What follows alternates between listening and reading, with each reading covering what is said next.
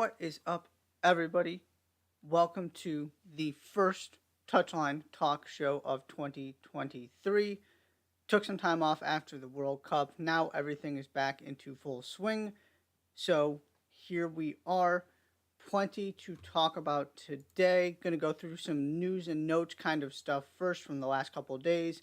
And then, second segment of the show, we're going to pull out the Premier League panic meter, talk about some of the teams who are really struggling right now and just how worried they should be. But there is one place to start today, and that is what Southampton did to Manchester City on Wednesday, today, this afternoon, in the Carabao Cup quarterfinals. Usually, when things like this happen in a cup competition, I tend to sort of dismiss these results. You often have rotated squads. Obviously, it's a one-off game. Weird things happen. You're more focused on trying to finish top four, or trying to advance in the Champions League, or whatever it might be. And so results like this can often mean more for the smaller team than your traditional power. Except that logic doesn't apply to Manchester City, and it certainly doesn't apply in this game. Because the guys that Manchester City send out there in the cup competitions are better than just about every Premier League team, maybe save one or two. If you're going to go spend the amount of money that they've spent on Jack Grealish, Julian Alvarez, Calvin Phillips, you go down the line. All these guys who you've splashed this money on and don't have a spot in your starting lineup. It has to be better than this. I mean, they were awful. And so you don't get a pass from me on this. And I am somebody who really wants to write these off and doesn't think they're typically a big deal. And by the way, those three guys I listed all started in this game. That's why I picked them. And, De Bruyne came on, had one good moment. Haaland didn't do much of anything. It's not like it got better once your two most important best players came onto the field either. And this is kind of what can happen when somebody actually puts pressure on Manchester City. I've been going on and on about this all season. They're not invincible. It is not just this guarantee that because they have Haaland, and Haaland's been every bit as good as anybody thought he would be, that they are so far above everybody else, there's no way you can beat them. They very well might still might win the league. But you got to go play a Manchester derby this weekend, coming off of this game. And that Manchester derby, if you drop more points and Arsenal win their derby, and you got to like Arsenal's chances, all of a sudden you are really putting yourself in a hole in the Premier League. All of this stuff kind of adds up. And it's why I'm putting a lot more stock into this game for both teams than I typically would, and specifically for Manchester City. That was one of the worst performances I've seen since Pep Guardiola took over. They just offered absolutely nothing. And it came against a Southampton team sitting at the bottom of the Premier League table. And I did talk about this on my weekend roundup, this idea that getting that first win for Nathan Jones against a Premier League team, I don't care if it came in the FA Cup, gives you a boost of confidence and a little bit of belief that was really lacking. And maybe, just maybe, that was going to kind of be the thing that kickstarted Southampton a little bit, because if it was ever going to get going, it's got to get going now. They're in real danger of being the first team to kind of excuse themselves from the Premier League in this relegation race. Didn't see this coming, obviously. But now all of a sudden you're in business. And I'm going to save some of the Southampton stuff for later, because they are going to be part of my panic meter. So just on this game in particular, the first goal, the point I want to make here, again, going back to the Manchester City is not invincible thing, that goal started off of a James Ward-Prowse turnover that then leads to a pass that was telegraphed so clearly that Lienko read that thing from a mile away, came sprinting after it, and that's why he was able to get Southampton going up the field so quickly, is because he had such a head start, because he had gone so far to cover that distance, because he knew that pass was coming. It was an awful pass. And then he does a really good job putting it into a dangerous area. They get the goal. And then Musa Gineppo chips Ortega for the second one. Ortega gets caught off his line. Terrific finish. I mean, Southampton were playing. It was just hard to believe this was the same team that's been there for the past couple months. They played inspired. Credit to Nathan Jones. And I'll be coming up believer that maybe they can actually pull this thing off and save themselves. I'm going to get into more of that later, so I'm going to save some of those thoughts. But Southampton, massive win for them, denying Manchester City another Carabao Cup title. We're going to have a different kind of winner this season, which is very exciting. I'm going to finish with that. So on to game 2. Nottingham Forest get past Wolves to book their spot in the semifinals. Wolves were the better team, dominated most of this game, and it just didn't happen for them the way they needed it to. Forest gets the early goal, wins the shootout. Two teams, obviously, that have not had great Premier League seasons. It raises the stakes in these cup competitions even more. It's Forest who go through and are in the semifinals in their first season back in the Premier League. Then you've got Newcastle and Leicester City from the first set of games on Tuesday. Absolutely a deserved win for Newcastle. They were very good. Leicester were not. Dan Burn, cool moment for him. Grows up a Newcastle fan, gets his move, gets his first goal for the club in this game. Joe Linton adds a second. Jamie Vardy came on, had a couple chances that could have made this game interesting. Should have finished at least one of them, but he didn't. And Newcastle more or less cruised to a 2-0 win. The thing I want to get at here for a second before we move on to Manchester United. This is coming, of course, off of Newcastle's loss in the FA Cup. I just don't care about that at all. Eddie Howe did the exact right thing by saving most of his key guys for this game, not starting them in that one. And the way this is all played out is exactly why you've got to prioritize the cup you have a better chance of winning. If you already are in the quarterfinals and you draw a team that's not been good this season, and you're trying to figure out how you're going to divide your guys up between the FA Cup and the Carabao Cup, it's not hard. You go for the League Cup. This is about winning a trophy, any trophy. It doesn't matter what it is. Especially because you're going to have to prioritize a little bit because you're in the thick of a Champions League race in the league. And so all of a sudden, this thing has opened wide up for Newcastle. Newcastle prioritizes the League Cup. Manchester City get beat.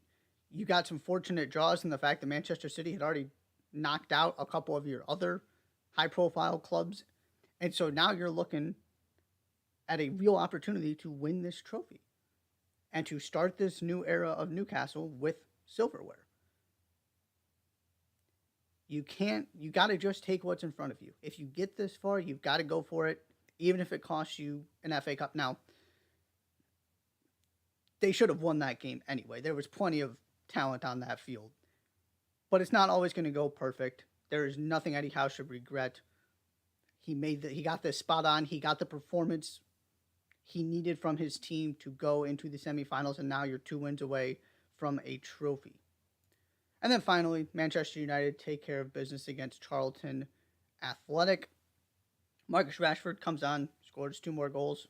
He scores every game he plays at this point. And Anthony had a gorgeous opener. Alejandro Garnacho was really, really good too. I thought he was one of the best players on the field. So, Manchester United's attack functioning just fine. You continue to find your goal scorer in Marcus Rashford. Who knows how long he keeps this up, but you got to ride him until he goes cold because he's been outstanding. And I did see, hadn't really thought about this, but I saw a tweet that here's Manchester United. Still in the FA Cup, still in the League Cup, still in a European competition, and right there fighting top 4 in the Premier League. They're the only team that hasn't gotten knocked out of anything yet. And 2 teams Southampton and Manchester United on this weird FA Cup, Carabao Cup back-to-back, won both their games. All these other, you go down the list. I'm going to talk about Chelsea in terms of the panic meter. It's been a train wreck there. Liverpool kind of up and down. City lose in the Carabao Cup. Tottenham have definitely had theirs. So you just kind of go down the list, and the team in the best form out of your big six is Manchester United, and they're just continuing it. They were picking it up before the Premier League, and they've just continued to roll. And now they're in real positions to get trophies and to clinch top four and to win the Europa League. Because they've probably got the depth to do it. Maybe they don't have the depth to do all of it. But you're looking at these guys who are coming in, a Garnacho, who's not going to play very many minutes. But every time he gets out there, he seems to do some really good things. And you've got Marcus Rashford in terrific form. It's all coming together for Erik ten Hag a little bit faster probably than I thought it would. But I'm all in on this team. I'm all in on him. He has found a way to do the thing I wasn't sure he could, which is to change the culture, the complexion, the mindset of that club. He has been phenomenal since he came in, the way he handled the Ronaldo situation. The talent was always there. Do they have quite enough to be on the same level as what Arsenal and Manchester City are doing this season? I don't think they do. But they are back to being a team that you need to, when all things are equal again, because they had such a bad start, talk about being one of the real powers in Europe again. I am to that point. It'll probably take them a couple more windows to get all the way there, where you feel like they're genuine title contenders. But this is the most confident I have felt in Manchester United in as long as I can ever remember. This is not a flash in the pan. This is Erik ten Hag being really good at what he does, and you're seeing it on the field. The other thing in terms of news and notes I want to get to before we take a break and go to the panic meter is Gareth Bale's retirement. Kind of out of nowhere. And at the same time, there was this real question about, okay, so he was at LAFC to keep himself sharp for the World Cup, and then what? And it always kind of seemed to me like he was just going to go back to LAFC. And instead, he decides to retire. I want to start by saying, in terms of his legacy and kind of reflecting on his career, there are two extremes. Don't let the narrative get twisted one way or the other. There's the injury side of this and the untapped potential. And then the other part of this is obviously this reputation as a clutch player, all of these phenomenal, massive goals he scored right up until the end of his career with that winner in MLS Cup, Champions League finals, the Copa del Rey goal. He has that, right? Even when it wasn't going well in Real Madrid, he found a way to show up in the biggest games. Those are kind of, when you think about him, I feel like those are the first two things you think about. The injuries and his lack of availability and the clutch gene and those phenomenal goals he scored. And what gets missed is the important third part of the Gareth Bale story. Gareth Bale was probably the best player in the Premier League when he left Tottenham the first time. He played 10 more games, averaged 0.19 more goals per 90 minutes and 0.13 more assists per 90 minutes in La Liga than he did in the Premier League. I'm going to say that again. Statistically, per 90 minutes, he was better for Real Madrid than he was for Tottenham and just in the Premier League in general. Did you know that? Because the way we talk about Gareth Bale, you wouldn't. And yes, part of this story is the injuries, the fact that there was plenty of drama at Real Madrid. He didn't help his cause. The fans really got on him. He didn't play as much as everybody would have wanted him to. But in no way, shape, or form was that transfer a bust, the way we use that word today. He had some, and it's not just because he won all these trophies. He had some incredibly successful seasons at Real Madrid, and then it kind of fell apart. And then he went back and did some really good things for Tottenham, a short period, but he produced there too. And so the other part of this is the fact that, I think he's 33. And he's decided to hang it up at the age of 33. At the same time where Karim Benzema is playing like one of the best players in the world in his mid-30s, Lewandowski, same thing, what Leo Messi just did, what Luka Modric continues to do, you go down the list. There are plenty of players at the age of 33 where there was so much more that they had to offer, and they are having some of the best seasons and best moments of their careers after the point where Gareth Bale is retiring here. The difference between all of those players and Gareth Bale is that it doesn't look like Gareth Bale left anything on the table. I have zero confidence whatsoever if he decided he wanted to come back to LAFC next season, that he would have had a massive impact. And if he would have wanted to try and find a way to hang on to playing another European Championships for Wales, I have zero confidence he would have been a difference maker. He was not good at the World Cup. And it's just remarkable to think about that. That he had one moment for LAFC. One. They didn't need him to be anything more than that. But when you really think about it and kind of what Gareth Bale would potentially have to offer and what the next couple of years would look like if he had decided to continue his career, this decision makes a lot of sense. And obviously the injuries are a big part of this and an unfortunate part of this story, and you can't ignore it. And so he just,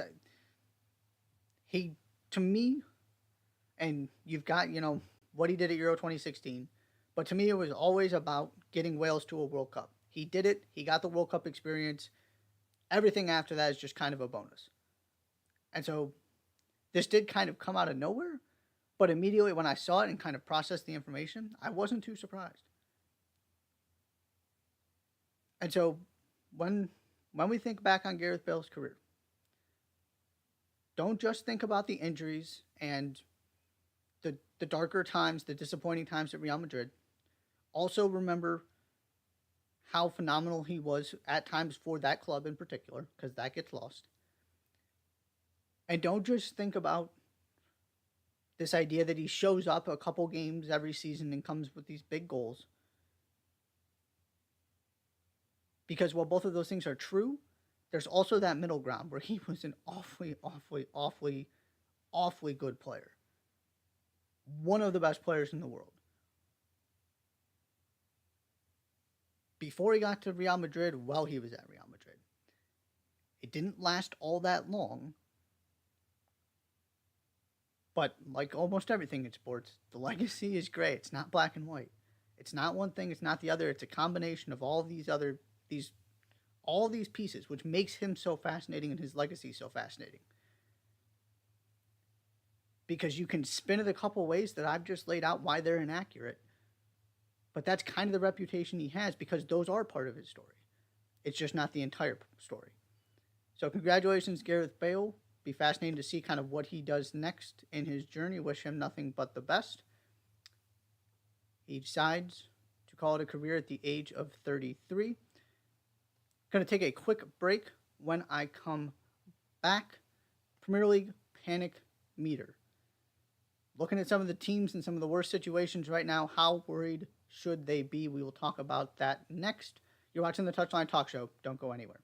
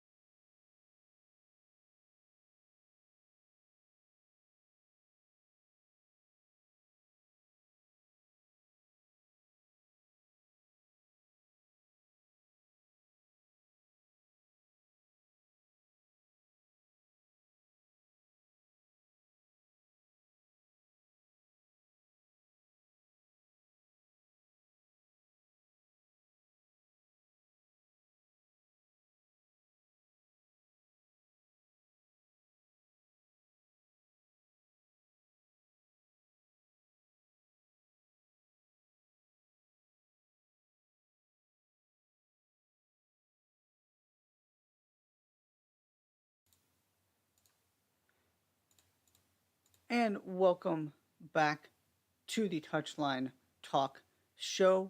Before I jump into the second segment, the Premier League Panic Meter here, I want to take a quick moment to say be sure to hit that subscribe button so you don't miss the rest of the video content I put out every single week. And now, time to jump in. Okay. The idea here is I've picked 5 clubs in various forms of disarray in the Premier League. Most of them near the bottom of the table. Not all of them. Some of them managers on the hot seat. All of that kind of stuff. And I've assigned them all a number, 1 through 10. 10 being, it's time to push the panic button. This is falling apart. 1, everything is just fine. There's no need to panic whatsoever. First up on our list, Chelsea. I gave Chelsea a 7. This is another one of those situations where it's kind of both things can be true. This has been a disastrous season. It is going to have major consequences moving forward because it is hard to see a way in which Chelsea qualify for the Champions League, and they're going to have some work to do to even get to the Europa League at this point. At the same time, they are not the 10th best team in the Premier League. The injuries are a massive part of this. The number of them is staggering. And it's across the board. At just about every, you lost some of your midfield. You lost Wesley Fofana. Christian Pulisic is now injured in addition to everybody else. They just don't have the bodies. I mean, go look at some of the players that were on that bench and that were playing against Manchester City. That's why I couldn't go any higher than a 7. And now there's this conversation about should they fire Graham Potter. That is not the answer to this. And we're getting to a point where we're going to learn, is Todd Boehly really different? Is this a different Chelsea? Because a lot of the behavior so far has been awfully similar to Roman Abramovich. And this is the biggest decision yet in terms of separating this Chelsea from previous Chelsea. Because previous Chelsea fires Graham Potter. New Chelsea that's supposedly teaching patience and allowing Graham Potter to build lets him work through this and understand that he can't control the injuries. And I think Graham Potter said something to the effect of, it's not like I don't remember exactly what the words were, but I saw some quote where he was basically saying, it's not like I became a bad manager overnight. People thought I was pretty good about this a couple months ago. And he's right.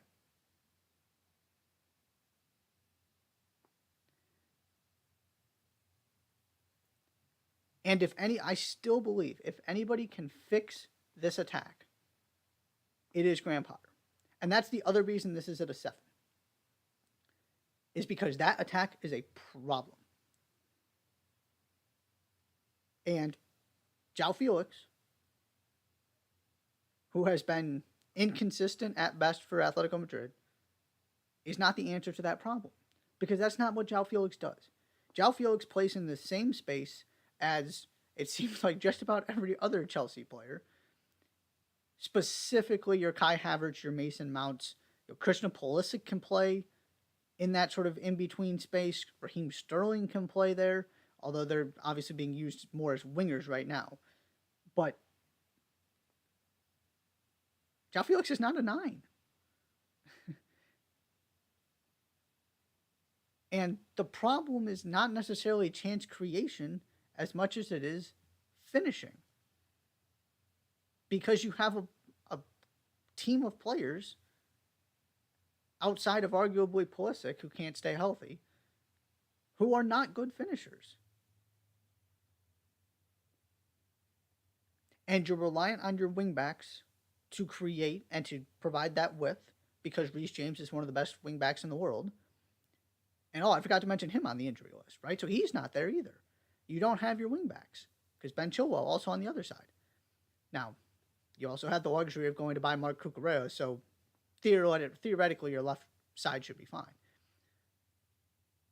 But all of this is part of it. Reece James is not just an important player for Chelsea. Reece James is an integral part of the way that they build their attack.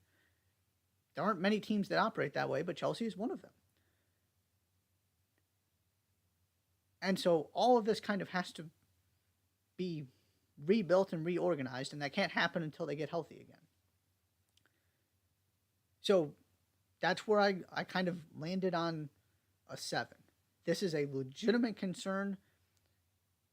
It's not time to press the panic button and blow this thing up. It's way too soon for that. But in terms of trying to keep pace with everybody else, with what Newcastle's doing, with where Arsenal are at, Liverpool just bought Cody Gakpo. Now, was that the signing Liverpool needed? That's a different conversation. But until Jurgen Klopp leaves, I don't think they're going anywhere. Might they take a step back? I mean, they're not the Liverpool of old. That's been pretty obvious this season. But they're going to be in that top 4 conversation. Manchester United, I just laid out why I'm a believer in them in the previous segment. And Spurs are just there. Your margin of error is getting really slim.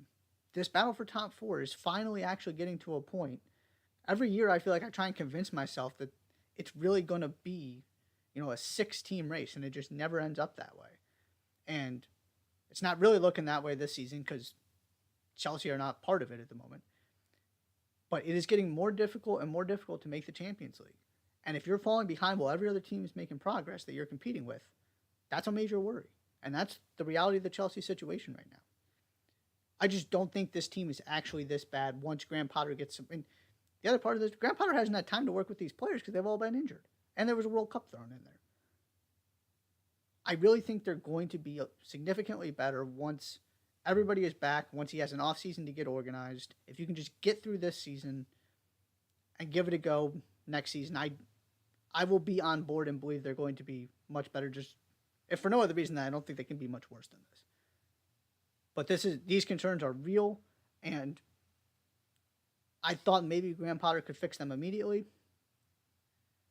I'm not convinced that just Graham Potter as Graham Potter can fix these problems the way he elevated Brighton. I still think if anybody is the right person to ultimately get this to work, it is him. But they still haven't spent enough money, as remarkable as that is to say, because they haven't spent it in the right places. And now they have all these wingers and all these number 10s and attacking midfielders. All of them can't play at the same time, which hasn't been much of an issue because they're all injured. Now you bring in João Felix, and I don't see any of them as the solution. So that is why I have Chelsea at a 7. Next on the list, Everton. Up to a 9. Everton haven't won since October 26th. Ironically, the only team that they haven't lost to since the calendar turned to November was their game against Manchester City on the road. Try and make that one make sense. I've got nothing. Other than that, though, it's been loss after loss. There are a couple reasons why I have this panic meter so high. One, there was never and is nothing to suggest this was going to be any better this season than it was last season. Except for the optimistic viewpoint of, well, that was awful, but we survived. Maybe it'll be better next season because we'll just sort of find a way to get off to a good start and avoid this thing again. And Richarlison was a huge part of that, and then you sell Richarlison. Number 2, Everton don't have money because of the stadium, because of financial fair play. They didn't sell Richarlison to finance a rebuild. They sold Richarlison because they needed the money. And so, they made some signings in the offseason, in that summer transfer window. I went to bat for Dwight McNeil. Not that I had high hopes, but I thought maybe he could really give them something. Hasn't really worked out. I'll just always believe in his skill set. I loved him at Burnley, but he's not the kind of guy that's going to carry you through a relegation battle the way Richarlison did. And now, again, as you're watching all of these other teams around them in the relegation battle spend big money, Everton don't have any. And then number 3 is just the fan situation, the tension, the frustration with ownership. I don't think there's a more toxic, and Chelsea's a different conversation in that sense. In the relegation context, nobody is anywhere near as toxic right now as Everton, with, Frank Lampard's getting official statements of support. You've got fan protests, fans going after the board. And again, I mean, maybe Dominic Calvert-Lewin can find a way to stay healthy and get on a really good run of form, but he's just about the only guy that has any hope of saving this by himself. And he just hasn't proven he can be that guy. Injuries have a lot to do with that. But outside of him, there's just nothing. They're not defending well. They're not scoring goals. And it doesn't look like there's a lot of help coming. And so a lot of the way that I'm kind of approaching this panic meter is, are there reasons for me to believe things are going to change? Can I point to things and say, as bad as this looks, here's why I think it might end up being better, and here's why I think it can turn around? And I don't have anything for Everton. The other thing, too, is if you decide to make a managerial change, you're already behind most of the other teams down in the relegation zone you're battling with, because Wolves, Southampton, in particular, those are the two that come to mind, have already made their managerial change and are already kind of on the reorganization. I don't have Wolves as one of these 5 because I do think Wolves are ultimately going to be fine and have done some good things under Julian Lopetegui. And you've already seen what Southampton are starting to get going. They've already made the managerial change. They're starting to get those ideas across. So if you make the change now, you're behind the timeline there. And maybe you get the new manager bounce that ultimately saves you, but it doesn't solve the bigger problem, which is Everton have got to find a way to get out of this cycle of not having money and not playing well. And the other thing, in terms of the panic meter, some teams can survive relegation and are kind of prepared for it. That's not Everton. So the consequences of getting relegated for Everton are way more severe than any of these other teams we're talking about. So that factors into this as well. Number 3 is West Ham. And I gave West Ham a 3. They were doing fine until this recent stretch where it's been really bad. They started poorly and then kind of got it going. And I really thought they were going to be fine. And then it's all come crumbling back down until they find themselves in this relegation battle. But they still have a positive expected goal difference. They are so much more talented than the teams around them with Declan Rice, Jared Bowen, Mikel Antonio. You go down the list. I just don't see any way in which by the middle of February, they're still stuck right next to the relegation zone. Is it going to be a good season? No, probably not. Which is not all that surprising considering the amount of energy they expended in Europe last season. And that is the reason why I couldn't go any lower than a 3.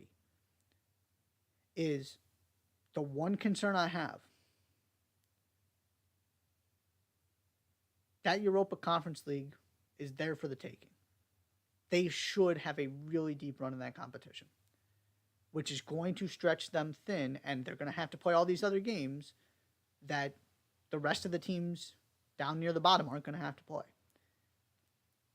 And as much money as they try and spend and as much depth as they try and build, they're still not to the point where they can manage that effectively. I don't think it's going to get close to them getting relegated. But the difference between being in a race for a top 7 position, a European spot, and being 14th, the Europa Conference League could absolutely be that different. So that is the one concern I have for West Ham. But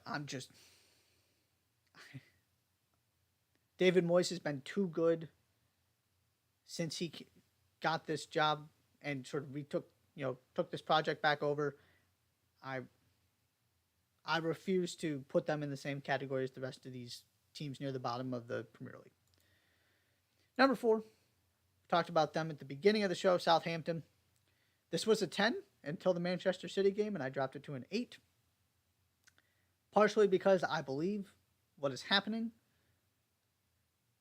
I believe that Nathan Jones is good at what he does, and if you give him some time, it's going to get a little bit better, and it couldn't have gotten much worse. But judging him after a month is just not fair, especially, you got a World Cup in there. It's been just kind of strange. You also got some reinforcements coming in the transfer window, and here's your stretch of Premier League games for Southampton. At Everton, that's a big one. Versus Aston Villa, that's winnable.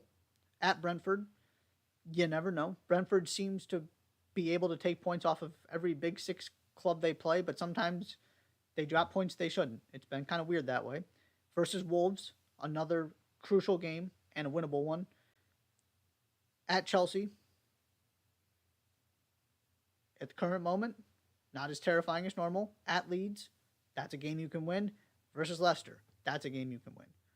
There's a stretch here against the teams you're battling for relegation, against some of the other teams that are just kind of up there in the middle to, sort of that 10 to 15 range in the table. If there's I keep saying this, if Southampton's going to do this, it's got to be now. And what better way to start than winning 2 cup games, getting yourself into, the later rounds of both domestic cup competitions, beating Manchester City, feeling much better about yourself, easing some of the tension with the fans. There is a path, right? I talked about the optimism. I have a reason to believe they're going to at least get themselves out of the bottom of the table and make this interesting. I am still very concerned overall because they've been awful. And they weren't good in the FA Cup game either. This was probably the first good... I'm not going to sit here and pretend like I watch Southampton every single week. They haven't had a performance I've seen like that one against Manchester City, though. Which, okay, if you can continue that, they're going to have a real shot at surviving.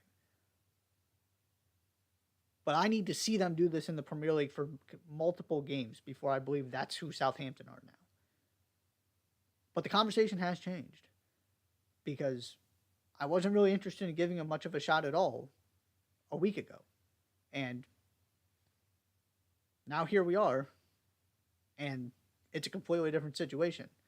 The problem is, as great as those cup wins were, they don't do anything for you in terms of actually helping you survive relegation. You got to put points on the board in these games coming up, and that starts with this Everton game.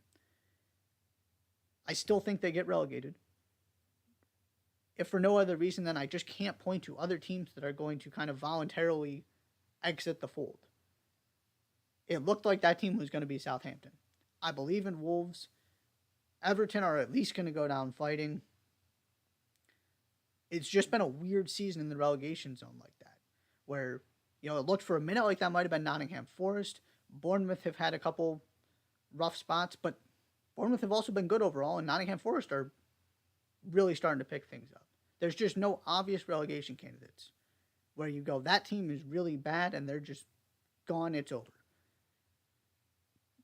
The team I think is in most danger of that is Southampton. But my panic level is higher for Everton after what I've seen and what I think can happen because of these cup wins.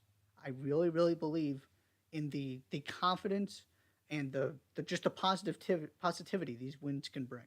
So I'm panicking a little bit more about Everton, but it's a 9 versus an 8. Both of these teams have a lot to figure out. And then finally, number 5. It's not a panic meter if we don't talk about Leeds United. I don't like this conversation. This conversation annoys me, so I try and avoid it. But this is a place where I feel like it is actually appropriate to discuss it. I've got Leeds at a 5. We'll start with the bad. That back line simply isn't good enough.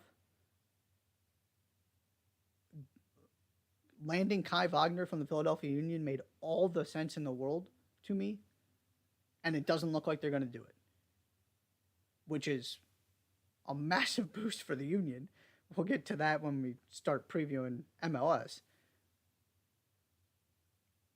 But it across the board, the center backs, Luke Ayling, I've really started to wonder sometimes what he's doing when I've watched him at right back. And you're still not really, you don't really have a natural left back.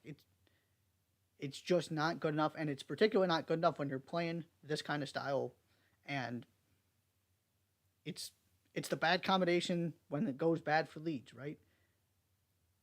You get cut through because you're playing this high press and you're leaving yourself vulnerable, and at the same time you don't have what has allowed Liverpool to be so successful with their press, which is those elite center backs and guys that can sort of cover for you and cover those mistakes. They just don't. Leeds don't have those players. And then the other side of the field, Rodrigo is the only goal scorer I trust on this team. There have been guys at other times who have kind of really picked it up and carried the goal scoring load for a game or two and gotten into really good form, and then they just fall off a cliff again. But nobody else is consistently scoring goals. Rodrigo is not enough. And so it's not just one side of the field, it's both.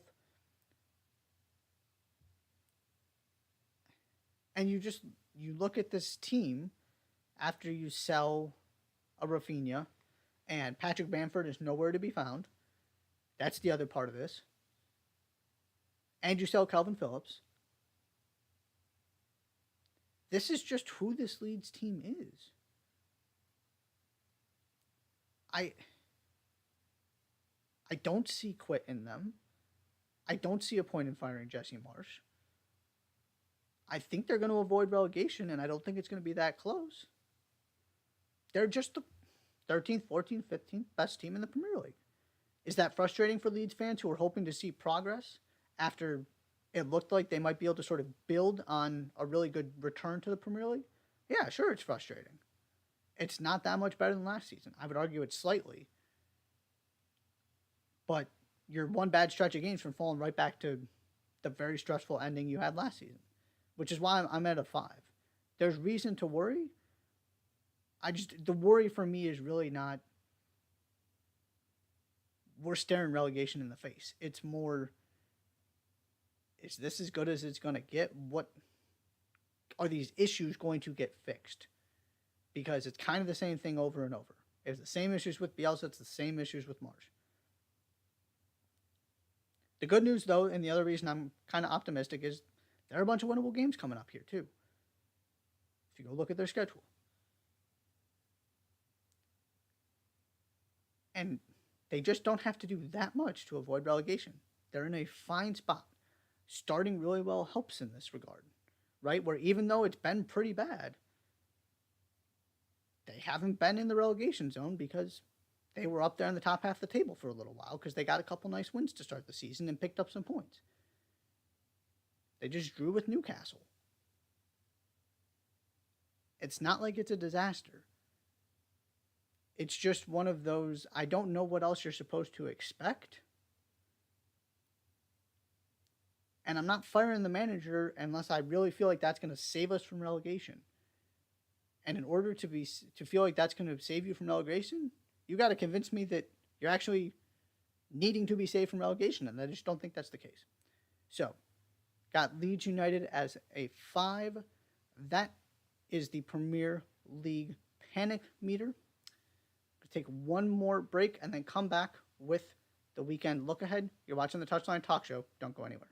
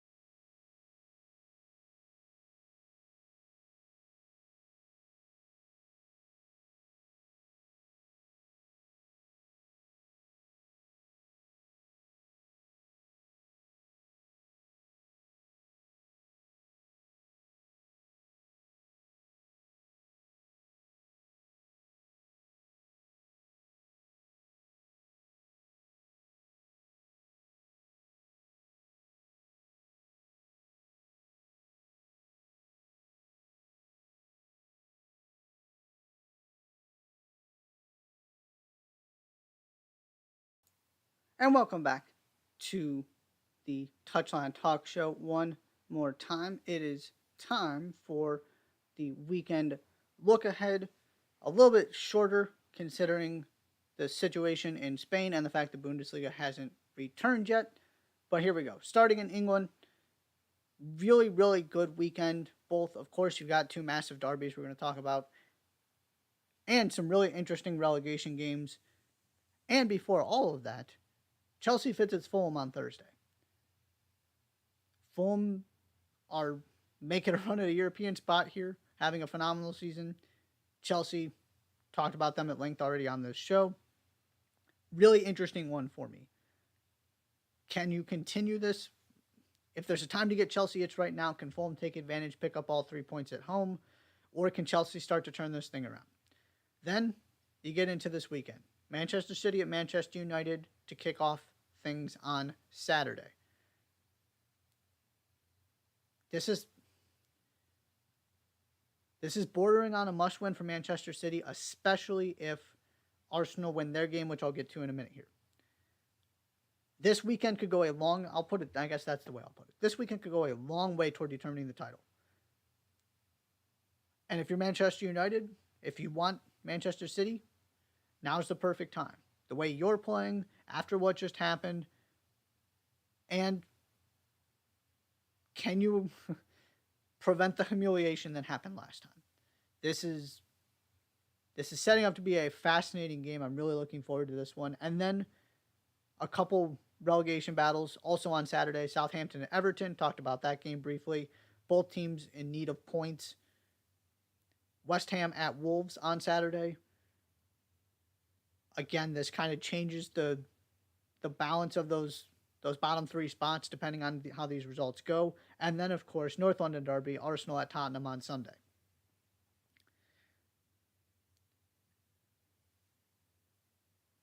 Just right, this is kind of one of those 6-point swing situations. If Manchester City win, Arsenal lose, City are right there. If City lose and Arsenal win, that gap is quite wide, and you're getting to the halfway point of the season here. And it's becoming harder and harder to see Arsenal just falling apart because they've been so consistent. So, this is going to be one of those turning point weekends to me in the Premier League season. Really looking forward to the games in England this weekend, which is a good thing because you don't have that many other great ones. Spain, the one thing I do want to mention, you've got a Supercopa final on Sunday. Real Madrid got past Valencia on penalties. It was not a good performance. They gave up an equalizer immediately off of halftime, but found a way to get through in the end. They are awaiting the Real Betis Barcelona winner from Thursday's game to see who plays for the Supercopa on Sunday. So that's your big game in Spain. Italy, your big game is actually Friday, Juventus at Napoli. Very quietly, Juventus just don't give up goals anymore. They win every game they play. Sometimes it's 1-0, but it's enough. And they can really start closing this gap and putting pressure on Napoli and inviting AC Milan back into the conversation if they can win this game. It's also Napoli at home. I'll take Napoli at home. But you've got the league's best defense against the league's best attack. Those matchups are always fascinating. That should be a really good game. And then AC Milan at Lecce on Saturday.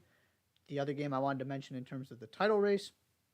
France, Auxerre at Lens on Saturday. PSG at Rennes on Sunday. Lens hanging around in the title race. Not putting all that much pressure on PSG, but at least making them sweat a little bit. Know somebody's there if they really start messing up.